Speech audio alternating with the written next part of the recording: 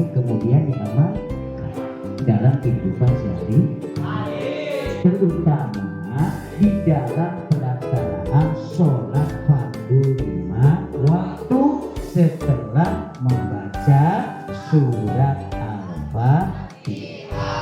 Mudah-mudahan kalian surat Al-Fatihah hafal semua. Soalnya apa? Kalau surat Al-Fatihah tidak sampai hafal, itu sangat fatal sekali. Bisa-bisa sholat yang kalian laksanakan setiap hari, setiap saatnya, yang jumlahnya 5 waktu dalam jumlah 17 rakaat tidak akan diterima. Di dalam sholat ketinggalan satu rukun saja tidak syah